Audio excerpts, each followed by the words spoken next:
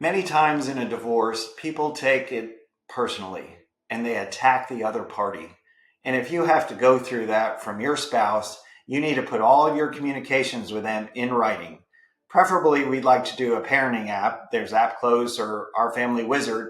That way, everything is written down, documented, and it's easily admissible in court.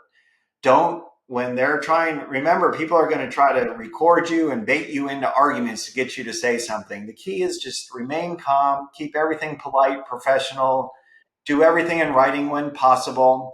And if the other party's really out of hand, let your lawyer intervene, reach out to the other attorney. And if things are not working that way, and we need to get to some court action to get some rules in place, then that's the next step that we go. But most of the time, if you're putting everything in writing, then it's going to help you out a lot to deal with these hostile spouses.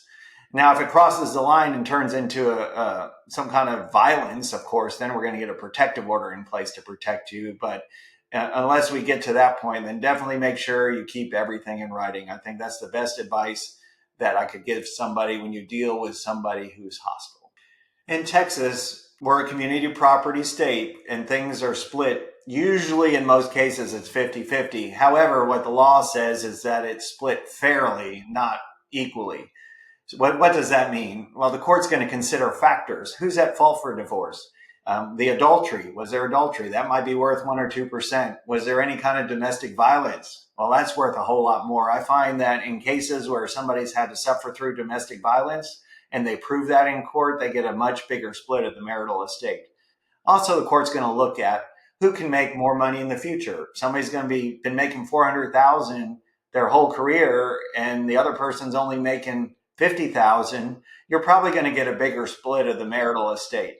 So just to think of a Reader Digest version, we start at 50-50 and we split from there based on what factors we have.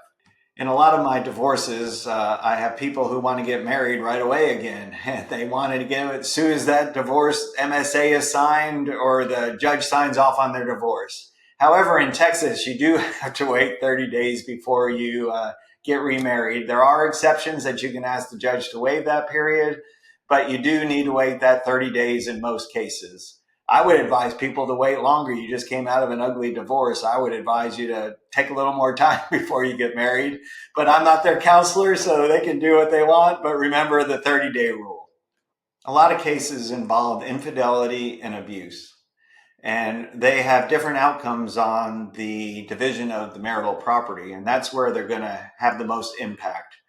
Infidelity is not going to impact the custody that much unless your spouse is bringing their significant other around the kids, and that's not a good thing. Then that's definitely a factor in who gets custody.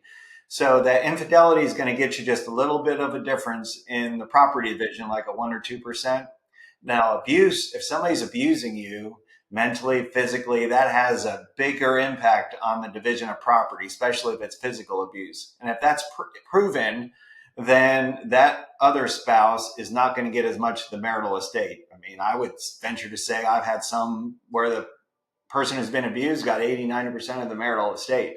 So definitely it's a huge impact on the division of the property. And more importantly, it also goes to the children issues. If somebody's abusive and aggressive, you can limit their access. In some cases, if they're really bad, we have supervised visitation for the kiddos.